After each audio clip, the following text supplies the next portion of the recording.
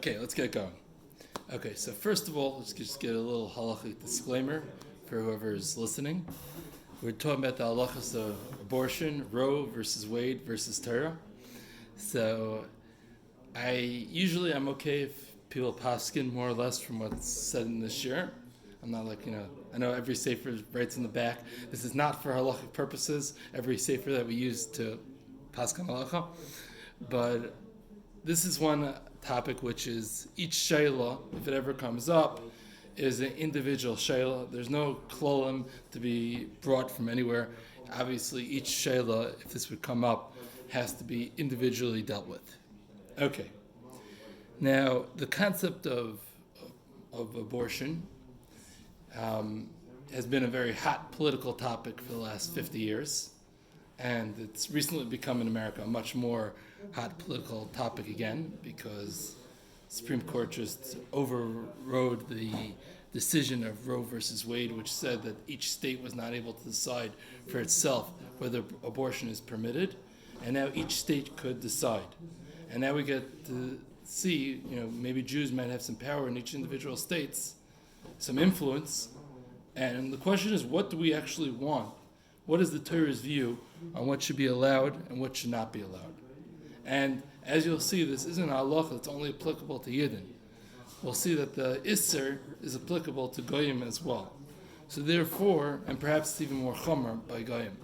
So this actually might have influence, which there might be tachlis to this, which in the last 50 years, there was no tachlis to this, because there was, in America, federal law that everybody could do whatever they want.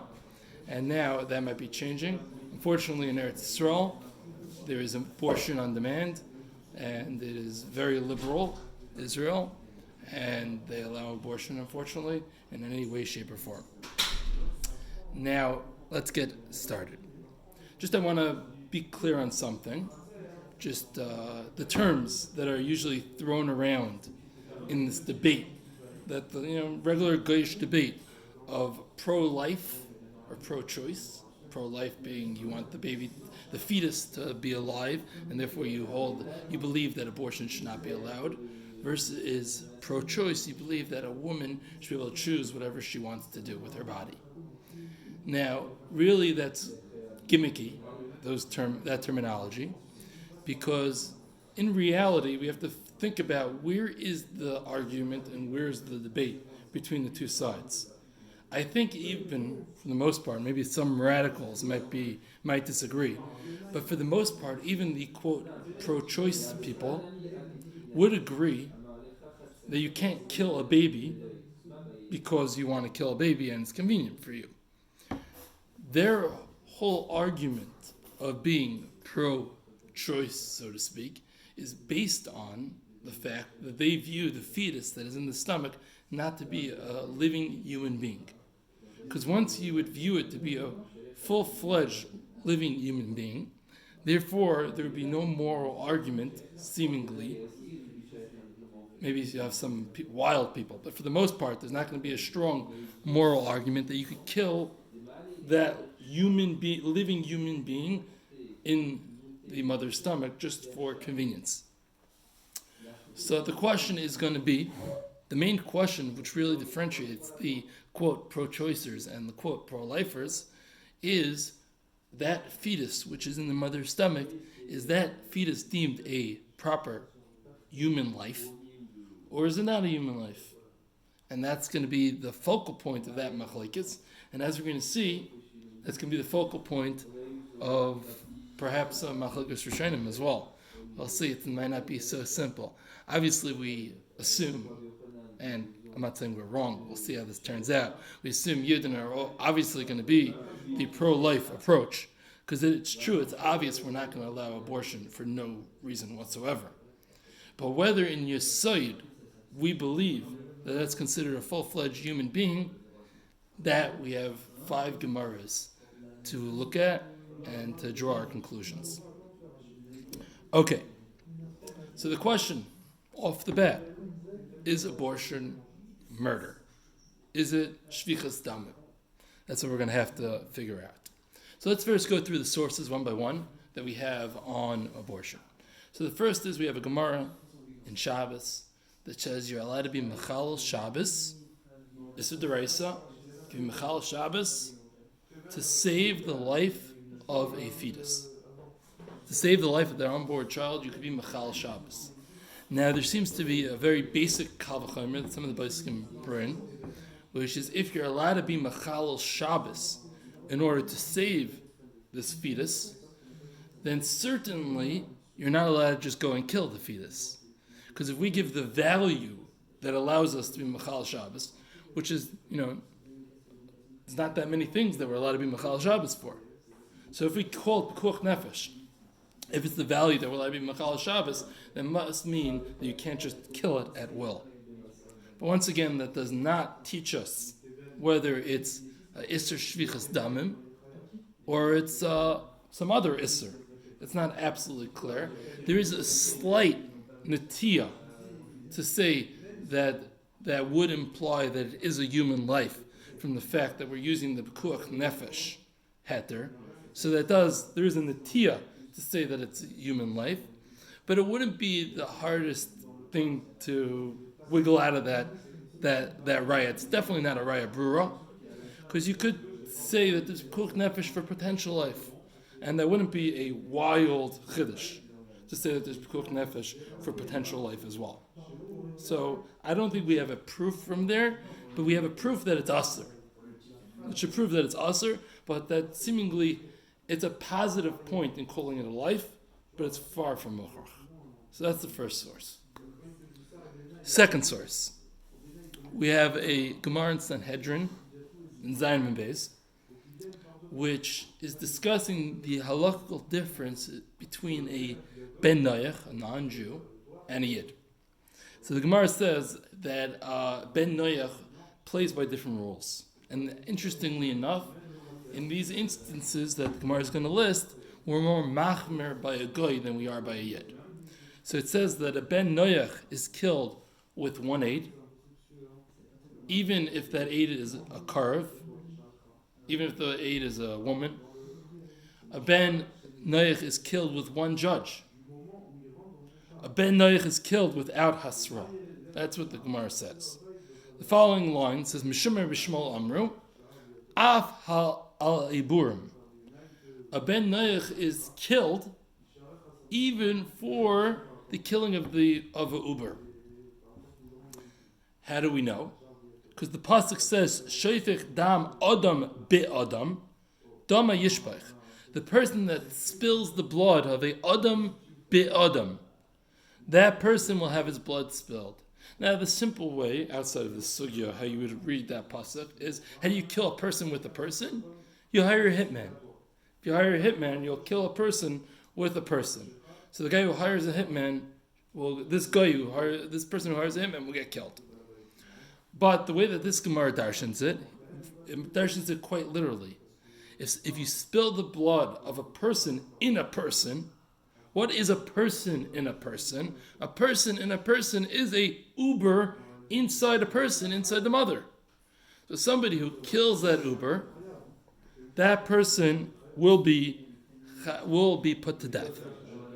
And once again, the lashon that it uses to describe this act of abortion, it's yishpach dam. That's the word. That's the terminology in the Torah generally used for killing.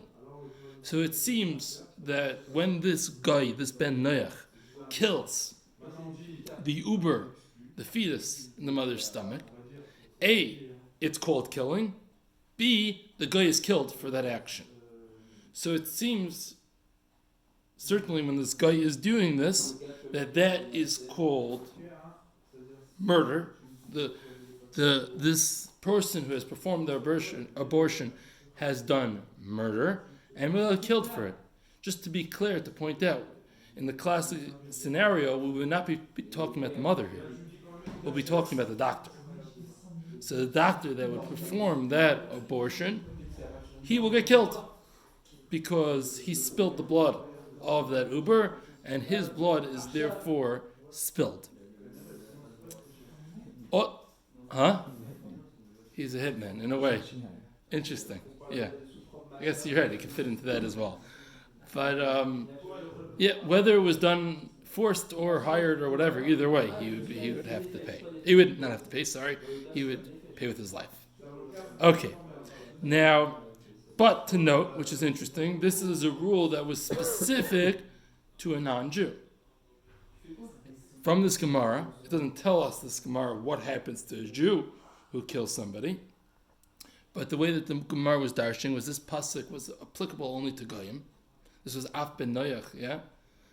That a ben Noach, so it seems like, from here, this source, that it seems like for a Goy, it's called murder. It's called killing. And the Goy is chayev misa for that. But for the Yid, a Jew who goes and does abortion, it would not be considered murder. Which is fascinating.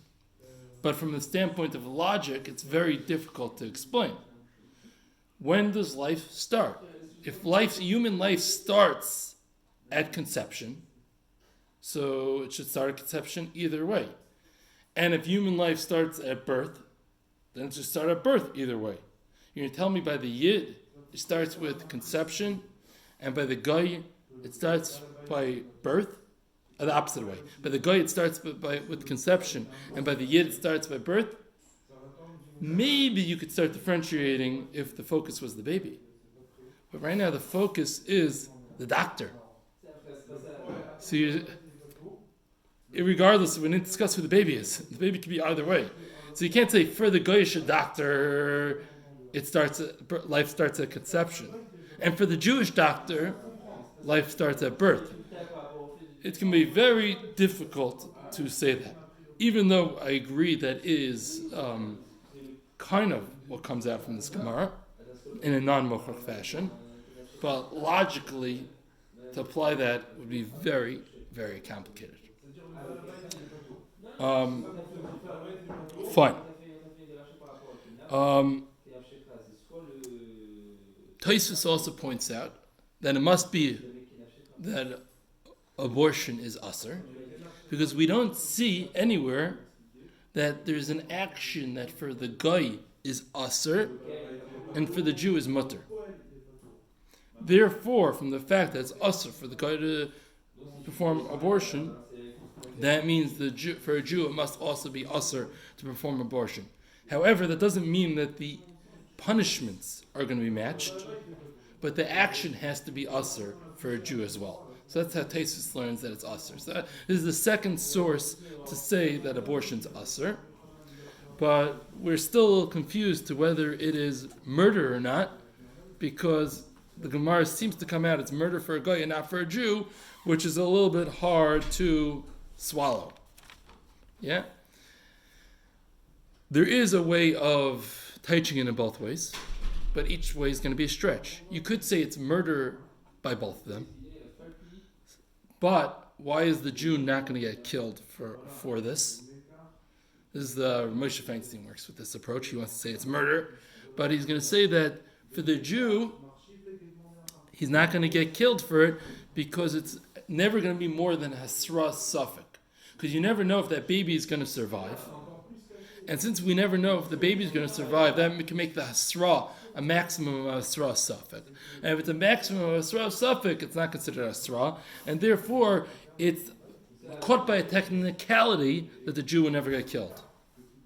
The other option is that it's not really ritzicha even for the guy, but it's killing this potential life. We're using the term killing, and sometimes we see by goyim, like sometimes geneva, by a guy he'll get killed for. So this too is not really killing, but the guy will get killed for it as well. So we can wiggle out both ways, but neither way, each way has its issues. Next Gemara that we have. Now, there's in Parshas Mishpatim, the Per Chaf Aleph, Pasuk Chaf Beis and Chaf Gimel, it discusses that if two people are fighting, seemingly we're talking about Jews, if two people are fighting, and there's a pregnant lady, I guess she's trying to stop the fight or something, and she gets hit in the stomach, and loses the baby dies. So the one who hit the baby, adamud la'idlam, so people always have to, even if it was a mistake, a person has to pay for his actions. So he has to pay the value of that baby, of the fetus. Now, if it was true that killing a fetus was shvichas dam, was murder, so therefore he should not have to pay that financial chiyuv based off kimlei merabim. Even when we don't get you on the misa because you didn't have a sra or something like that, we still apply the principle of kimlei merabim. And from the fact there's no kimlei merabim, you have to pay. That seemingly proves it's not an act of murder. And this seems to be a raya, once again, that it's not murder. Once again, if you want to say it's murder, you could wiggle out of this as well. You could say, since this is something which, from a technicality, will never bring you to get killed for, because we're never going to have a vadei asra, and therefore you're never actually going to get killed for, therefore the concept of kimlei doesn't apply. It's not so pashut that svara, but it's a possible wiggle out. So far, maybe we're being tilted towards it not being murder. We have a fourth makar. We have a Mishnah in Erechin, which says that if a pregnant woman is chayav misa, then, let's say she's 9 months pregnant, she's 8 months pregnant, yeah? We don't wait for her to give birth to the baby. Rather, we kill her as is, unless she's actually in active labor. But she could be 9 months pregnant. But if she's not yet actively in labor, we are going to kill her, and the baby will die. Right? We're going to let the baby die. We're going to kill her. The Gemara asks, Pashut. It's of course we're going to let the baby. We're going to kill her with the baby. What's the question? And the Gemara answers, no. I might have thought since the baby is the mammon of the husband, that we won't kill the woman with the baby. And the chiddush is, no, we still we're not worried about that, and we kill the woman with the baby. So a lot of the poskim want to suggest from here, from the fact that it's pashut, that we are going to kill the baby. It's pashut. That we're going to let the fetus die, so to speak. That must not be murder. If killing a fetus was murder, it would not be pashut that we kill the fetus. The fetus didn't do anything. If the fetus didn't do anything, how could it be pashut that we kill the fetus? Therefore, it must be, not that abortion's allowed, but it must not be murder. Murder is a very severe thing. We don't just murder people stam. Innocent bystander gets murdered. We're not going to do that if it's murder. So it's just some other isser, which we'll discuss soon what the other possibilities are, but it must be that it's not murder. Moshe Feinstein, for one, who I already gave away, holds that it is murder. He'll argue on that, and he'll say the reason why it's pashut that it is murder, the reason why it's pashut even though it's murder, is because of the concept of uber yerech imoy. The baby is considered a limb of the mother. Therefore, that baby committed the capital offense that you're chayav misa for. That baby was a chelik of the mother, so that baby committed something that the baby's chayav misa for, being a chelik of the mother. Is it murder to kill that baby? Yes. But that baby's chayav misa. So what's the problem? You could see why somebody might argue with that chiddush of Moshe. And that's why, once again, as we see, there's no raya brura one way or the other here. But it's also another netiya against calling it murder from this sugya. Okay. So that's the Peshat, because according to the way you explained it, that means if she wasn't pregnant at the time she did the Aveira, they wouldn't kill the baby. That is interesting. Just that if the Chiyuv Misa is Chal on the Isha, that's it. I would say even you could argue, it's an interesting idea. One would have to think about it further, but you could argue that even if she became pregnant later, that being of a woman is chayav misa, and she's just merely this uber is a chiluk of that being that's chayav misa. And that's what I'm saying. I'm saying it should make no difference whether the baby whether she was pregnant before or after. Agree. But it's not because the baby did the Avera that the baby's going to be Chayav Misa. It's because the baby's a Chayav to the mother who's Chayav Misa. Right, but I'm saying we don't say this lady's foot is Chayav Misa, just like her arm is Chayav Misa, just like she shot somebody in the head. Her foot's also Chayav Misa. Agree. You know? I'm saying just the way he presents it was because the baby did the Avera. But I don't think that's... Yeah, okay, I hear. Accepted. Okay. The fifth sugya that we see abortion that I found is probably the most famous. It's the Mishnah on Oilos, Perek Zayin Mishnah Vav.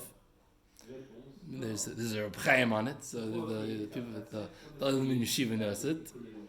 So the Mishnah says that if the fetus is causing a situation that's going to kill the mother, right? There's some child, Makasha Leiled, some issue in this birthing process, and the fetus is going to kill the mother. We abort that fetus, cut up the fetus. We'll abort that fetus to save the mother's life. However, if most of the fetus, if it was what do they call it when the birth is feet first? A breech birth. It goes feet first. If most of the baby has left the body, or the head of the baby has left the mother's body, at that point, ein noigim bai, we don't touch the baby, because we don't push one life away from another life. Meaning, if somebody says to me, for example, kill Yankel, I'm not allowed to kill Yankel. Kill Yankel or I'll kill you. I'm sorry. Kill Yankel or I can't kill Yankel because who said my life's more important than Yankel's life? Or somebody says kill Yankel or I'll shoot Beryl. I can't kill Yankel to save Beryl. We don't start choosing one life over the other life. And the Chiddush, by the way, just as a little bit of a side point, is even when seemingly it's pretty obvious that this guy is a huge Talmud Chacham, huge Baal Chesed, etc., and that guy's a bum. You still say it. Ein doich nefesh b'nei nefesh. Human life is human life, and we don't get to choose to push one human life off for the other. So once this baby has exited the mother's body, even partially, we apply the principle of ein doich nefesh b'nei nefesh. We don't push one body away, one life away for the other life. Now, the question on this Mishnah is obvious. The question is, why don't we say that same principle of ein doich nefesh b'nei nefesh when the baby is still in the mother's stomach? Why am I killing the baby in the mother's stomach to save the mother? Surely, why am I choosing the mother's life over the baby's life? What's the reason? And by the way, just as a side point, this is how the law plays out in the more conservative states. That I think they call it the Alabama statute. You can only kill the baby if the baby's gonna pose serious threat to the life of the mother. So, but how do we even understand this? When the baby is posing this serious threat, why are we choosing the mother over the baby? Ein doich nefesh b'nei nefesh. So there's two approaches in the Rishonim. One approach is the approach of Rashi. The approach of Rashi is, yes, it's true, ein doich nefesh b'nei nefesh. But when the baby isn't born yet, it's a nefesh she'ena gemura. It's a non-full-fledged nefesh. It's a partial nefesh. And it's true, we don't choose one nefesh over another nefesh. But we do choose a nefesh over a partial nefesh. And therefore we'll abort the baby to save the mother. We'll abort the fetus to save the mother. However, once the baby is born, it's a full-fledged nefesh. And then we apply the classical principle of ein doich nefesh l'vnei nefesh. So we see from Rashi that this is not a full-fledged nefesh. The Rambam, however, he explains the Gemara in a different fashion, the Mishnah in a different fashion. He says the reason that we abort the baby is because the baby has a din roidif. Just like when one person, Reuven, is coming to kill Shimon, you will kill Reuven. Who's going to kill Shimon? You'll kill Reuven. Because we don't say Ein Doich Nefesh B'nei Nefesh anymore. Once somebody has a din roidif, it's not killing to kill him anymore. And the Torah instructs us that we should kill the roidif. So this little baby in the stomach is a roidif. And by the way, we see the principle sometimes, even when somebody doesn't even know that they're being a roidif. The dugma, let's say somebody's driving their, they're driving their car. Stressful situation. So, you're the mechanic, you just took the brakes off the car. Right? And you see the guy is driving 100 miles an hour right into a trafficked area, and you could go and shoot at his tire and blow out his tire, causing him to die off the side of the road. He did nothing wrong, he has no idea. But if he goes weiter, he's going to kill 20 people. But like this, you could do it and just he dies, you shoot at his wheel and you let him die. He's a raidif, even though he doesn't know that he's being a raidif. So this baby doesn't know he's being a raidif, he's still a raidif. So kill the baby. Okay, so once the baby's born, the baby's still a raidif. The baby's still killing the mother. Well, at that point we say mishemayim karad filei. We view it as Rambam explains, we view it as this is Shemayim's decision. Once they're both two out in the open, so to speak, then we no longer view it as this one's coming, the Uber is coming to get the mother. Now we view it as they're equals and the situation is causing the problem, not the Uber. Now why we have that change of thought, it's a whole Rambam on that, and we'll just tzarchin right now. It's a little bit hard to explain, but that's how the Rambam explains. What I want from here is, we see, this is not mukhrach, but I would say maybe the pashtus of the machlokes between the Rambam and Rashi sounds like that the Rambam holds in the baby's stomach is a full-fledged human life.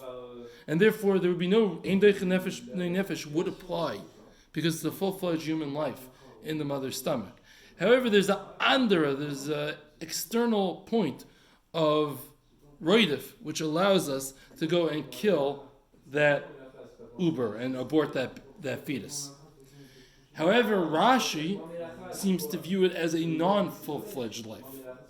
And being a non-full-fledged life, this is not mochrach this point, because you could debate this, but I would say the pashtus is, it wouldn't be definitely not a full-fledged murder to kill that baby. A partial murder, maybe. But seemingly it's not a full-fledged murder from the fact that we don't say Ein Doich Nefesh B'nei Nefesh, it's not a full-fledged nefesh, so it can't be full-fledged murder.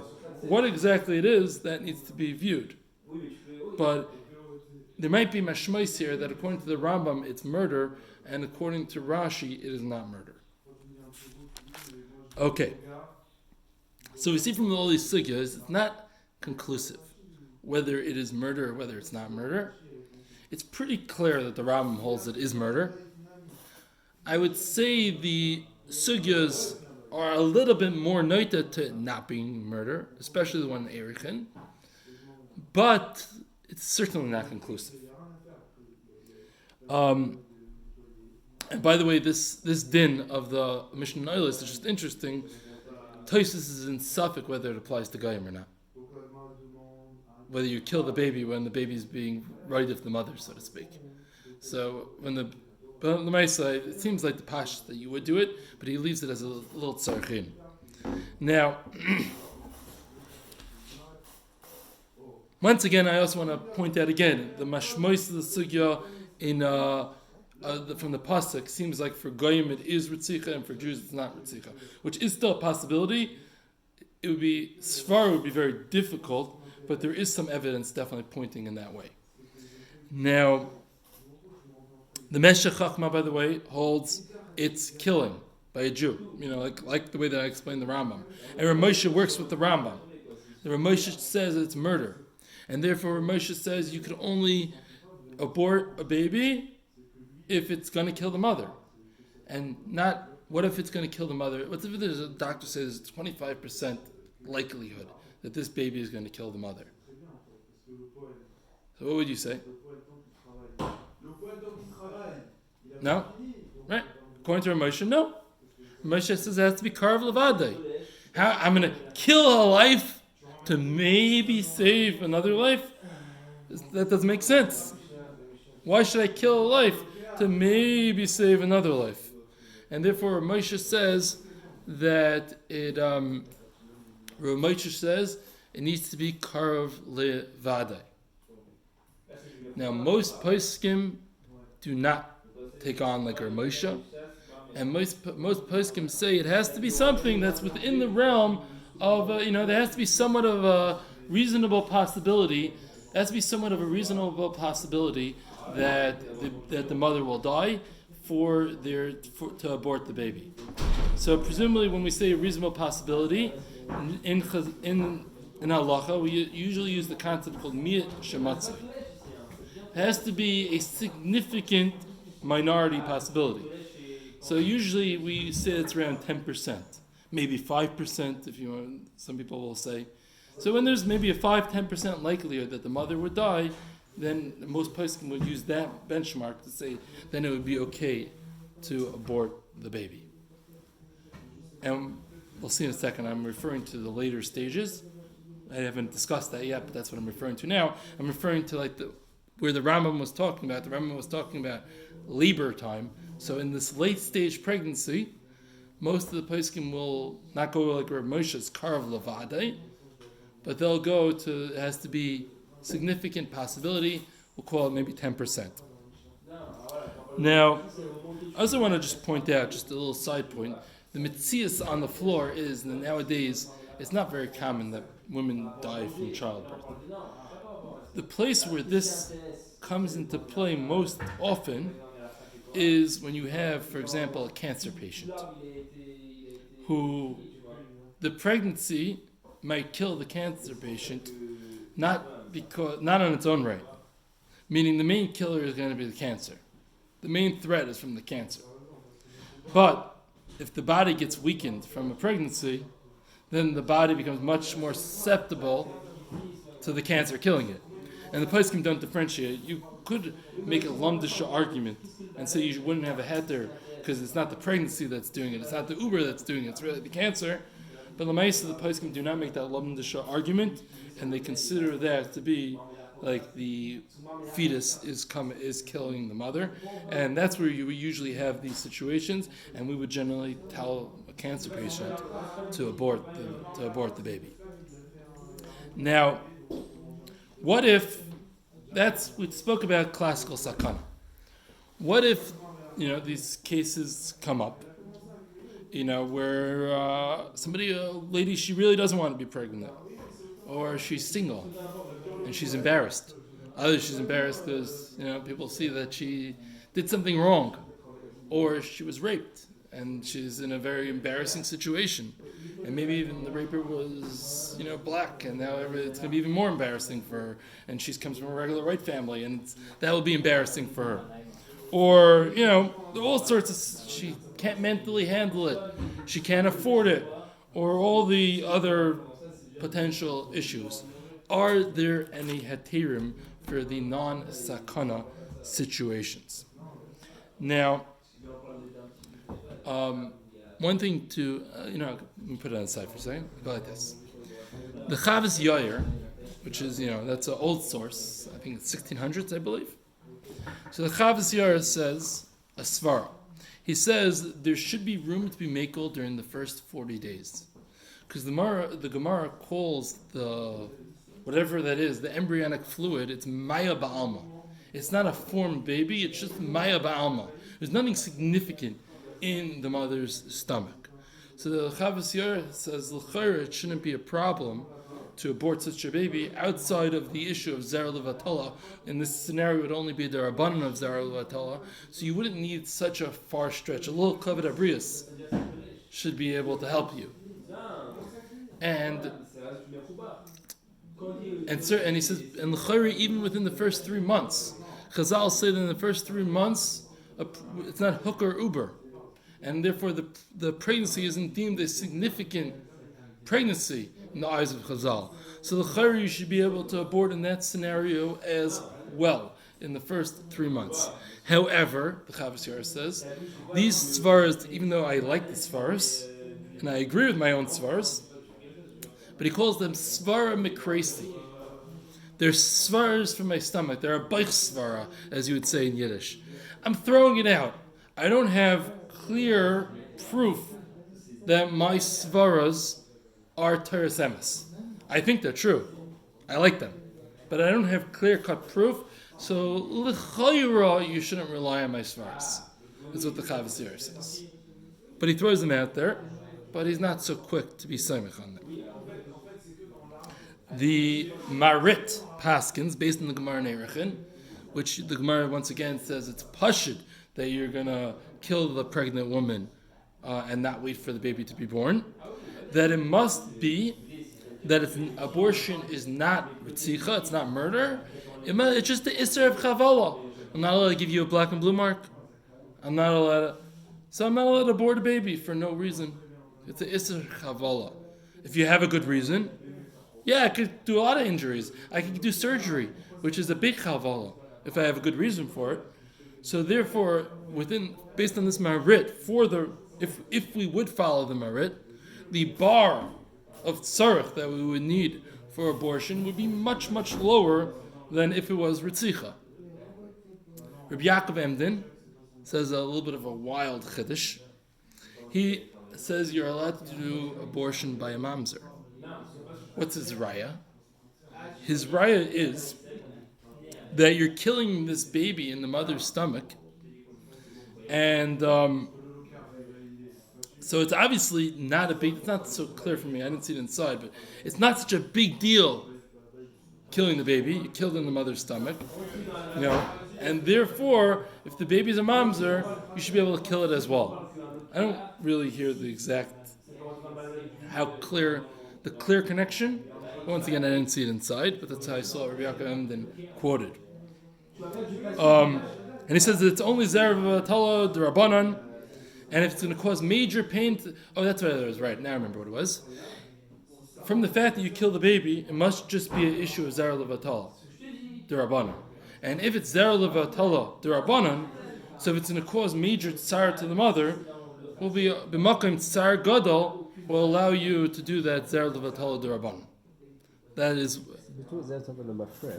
Yeah, correct. That since it's l'mafreya, that's what makes it only D'Rabbanan.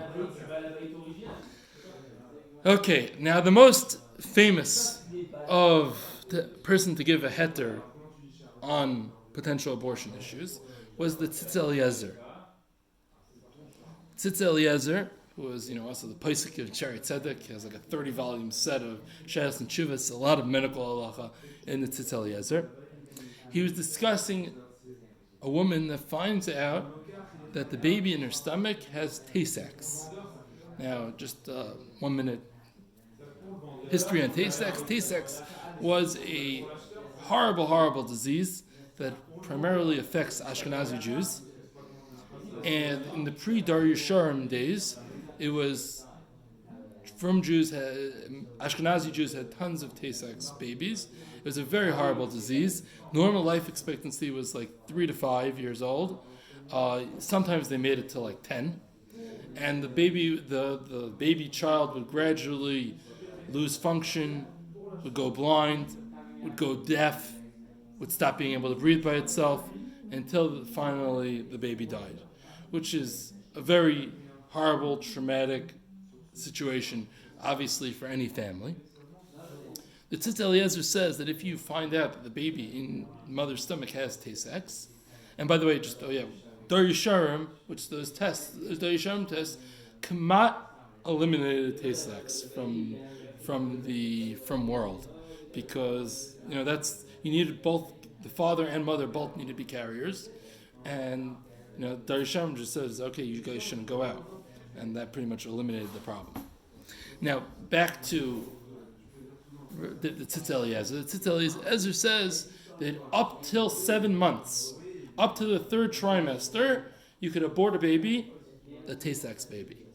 Since this baby is going to cause so much sorrow to the mother, criteria 1, and it will live in so much pain itself, criteria number 2, and it has such a short life expectancy, criteria number 3, therefore you could abort the baby all the way up to the 3rd trimester, up till when it has vitality. If it would be born at that point, it could potentially live.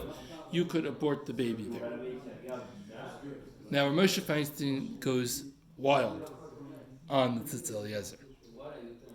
He says, this Chacham, he doesn't even call him by his name. He says, this Chacham who wrote this has lost his mind. He has been clearly influenced by the Goyim. And he's going to have a lot of answering to do in Shemayim for the psak that he gave, which is very strong Lashonis from Rav Moshe. But I would note, Rav Moshe still called him a Chacham. But he said he made a horrible mistake in this regard. The Abia Omer, and he also points out Rav Moshe, the 6 months to 7 months, there's nowhere in Chazal that ever makes that differentiation of vitality. He said that's purely, Rav Moshe was arguing, he clearly got that from the Goyim. It's clearly a Goyish influenced thing, is what Rav Moshe was claiming, because we don't see that anywhere in Chazal. He said if the fetus is 6 months, it's Eliezer. He said a 6-month baby you could abort. Oh, he said fetus. Up to the last trimester. Yeah? Now, the Abi Omer, or Vadia, I wanted to look this up, but I didn't find the Abi Omer, says that if there's even a light risk to the mother, so you could abort within the first 3 months, even by a light risk to the mother. And he said, this part, I'm going to repeat what I saw quoted, but I didn't get a chance to look inside to really understand what he means. He said that it's a svek sveka. It's a suffix whether this abortion is a issur d'Rabbanan or is it an issur d'Oraisa. And even if you want to say it's issur d'Oraisa, there's still a tzad to say within the first 3 months it's going to only be d'Rabbanan. And if it is d'Rabbanan, then you'll certainly be able to do it even for a light risk to the mother. Therefore, he says in the first 3 months you could abort even with a light risk to the mother. Light risk to me sounds like less than 10%. But I didn't see it inside, so I can't say for sure, but that's what it sounds like to me. Now, Lamaisa, what is the general psak? So the general psak is like Rav Moshe. The general psak is we do not do abortions in the first 40 days. We do not do abortions in the first 3 months.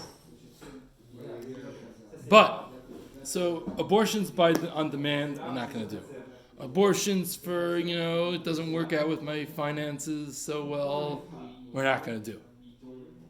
But what about when we get into greater need and greater territory? So one thing which is common to discuss is psychological sakana. We have a makar, there's a Gemara in Ziyuma, I think, of a kid that gets locked in a room. It's in Shabbos, I think it's in Shabbos and Yuma, I think. A kid that gets locked into a room, that you are allowed to break down the door to free that kid who is afraid.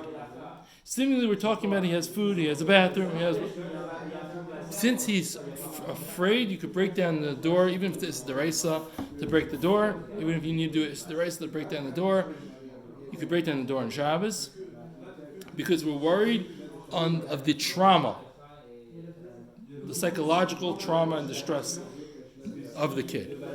So, let's take an example. You have a girl from a frum family, right? And she gets raped by some African American somebody, and she's not married. And now she's seeing that she's gonna go and have this kid. Now she's getting worried. She's never gonna get married again. Nobody's ever gonna want to marry her. Her life is ruined. It's quite possible, and each case there's no rules on this. Each case we need to be investigated by a psychologist what exactly the scenario is, but it's not so far-fetched to say that this girl might be at risk of a mental breakdown, might be at risk of depression, which could lead to suicide. And it doesn't mean that she's necessarily going to commit suicide tomorrow either.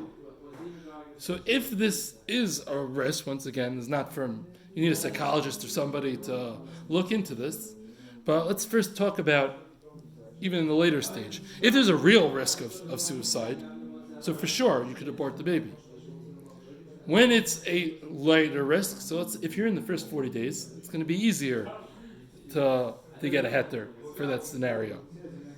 Once again, but it's not a heter the way that there are some pro-lifers out there who will say, I'm against abortion except for rape and incest. This example that I just said wasn't a rape exception. The rape isn't the reason to allow the abortion. In that example that I just said. The reason that you might allow it is because of the psychological distress which may cause suicide. The pekuach nefesh of the mind of the girl. Now that depends. There are different types of people. There are some people that are very strong and very stable. And in this scenario, if you're very strong and you're very stable, that will unfortunately, so to speak, work against you. Because then you will not have a heter to, you have a very strong family support who is there going to be there with you, and you are of a great mindset, you might not have the heter as quickly. But in the first 40 days, it's going to be easier because the person will factor in as far as the shiur. In the first 3 months, it'll be harder than 40 days, but easier than later term. After 3 months, you're going to need a more significant real threat. And by the way, this isn't only going to be an extreme case of, I just said this rape thing. You could also have a case of somebody who's, just got divorced. And right when she's going through her divorce, she finds out that she's pregnant and she's freaking out and she's not so mentally stable anyways because of whatever's going on. It's possible. Once again, the heter isn't the inconvenience. The heter would have to be based on that there is a real threat of a mental breakdown, which, to point out, suicide really happens. Some people know people, some people don't know people. It's not, our community is not, we're not immune to suicide. It totally happens. It really happens. So if there's a real threat of such, so that is something that's taken into account. There may be what to discuss in one of these horrible, horrible situations, something bad overall situation in the first 40 days, you might find a Rav who will matter you based on the shiur in this tzarech gadol. Once again, if you're going to hold not like Rav Moshe that it's ritzicha, but if you're going to hold this chavala, or you're going to hold this zera levatala, like those shitas, then you might find a pasuk that will rely on those shitas based on the tzarech gadol. If this lady's life or this family's life will get ruined, you might find, we don't generally rely on the tzitz Eliezer with a Tay-Sachs baby. We generally are machmer. The Batsim Shita is machmer for the Rav Moshe. However, let's say you find out you have a Tay-Sachs baby within the first 3 months. And it's going to destroy this family because they don't have a good support system and whatever. A Rav may decide that is enough valid cause to rely on the tzitz Eliezer and apply a heter. Now, an interesting idea is that we were discussing, and this I'm going to end very soon, that we said that when the baby's going to kill the mother, right? Let's use vade. Let's use it extreme. If this baby is born, the mother will die because she has cancer. I don't know, whatever she has, right? So we said that according to everybody, it's in the first Mishnah and Oilis, you abort the baby. What if the lady says, I don't want to? I'll die. Is she allowed to say, I will die? Or is she mechayev do we mechayev her to abort the baby? Now it sounds like a little bit of a wild situation. Let me put it a little more into perspective. Let's say she has stage 4 cancer. The doctors say you will die. You are for sure going to die. We give you 6 months to live. If you have this baby, you're going to be dead in 2 months. And let's say even further. Let's say this is her first child. Right? It would be reasonable. She's definitely not mechayev to this. But it would be reasonable for her to say, you know what? I would rather give birth to that baby. I'll have a continuation of myself. I'll have schusim, whatever, and let me die. Is she allowed to? And the answer is, it's machlokes poskim, but l'maisa, the majority opinion is we would allow her to do such. What if the woman is unconscious and the husband says she would want to die? She should die. The husband chooses that she should die. Could we rely on the husband to have the wife die to save the baby? So the poskim say if the husband is deemed trustworthy, then he is allowed to say that my wife would want the baby to live. He can't say that I want. I want isn't good enough. Then we kill the baby. Then we kill the fetus. But if he's able to say that the wife would want, then he would be allowed. One more case. One more case is if you have IVF, in vitro fertilization, and you have a fertilized egg. It's in a dish, and it has not been implanted into the woman, but the egg has been fertilized in the dish. And nowadays they can do genetic testing, and they do it on that specimen, on that egg, before reinserting into the mother. Let's say you do it, and they find out, let's say something even not crazy, but they find out that the baby has some minor disease, whatever it is. He's going to have partial hearing loss. I don't know, right? I'm not saying you necessarily should check for partial hearing loss, but whatever it is they check for, and they see that that's the case, could you say abort that, so to speak? Could you say throw it out and not implant it? So the place can say that, you could say throw it out and not implant. That's not already considered, if it's not in the mother's body, it's not considered a proper living being. It's not a nefesh, and therefore you would be allowed to abort it if it's not such a perfect egg. And the last thing that I would discuss is, do we care about what the non-Jews do? Just back to the little political thing for a second. Do we care? Do we care whether they say... We care what we're allowed to do. Do we care what they're doing? So, in general, l'chayr, yes, we do care. Because we know there's a concept of lifnei iver for the goyim. We're not allowed to do something that will cause the goyim to do an isser, one of the shavas and mitzvahs b'nei noach. We know the concept we're meant to be a light upon the nations. So we're definitely supposed to express or try to show them the positive morals of what should be done, and it's ritzicha to do, or maybe not ritzicha, but it's definitely also, it's probably ritzicha for goyim, to do abortion on demand. And however, it's definitely not our place and our whatever that we need to go push for the goyim that this is what you have to do and whatever. It's not our chrayas to get so involved for the goyim, but in terms of, is it a maila? It's certainly a maila if the goyim choose the moral correct stance of not having abortion on demand. And at the end of the day, are we pro-choice or are we pro-life? We are, I guess, pro-life, but we want like a large cutout for cases of need, whether it's sakana of one way or the other in different time frames. We are pro-life, but we're not a straight out Alabama pro-life. We would like pro-life with a pretty decent cutout for the scenarios in halacha which would allow abortion. Shkach.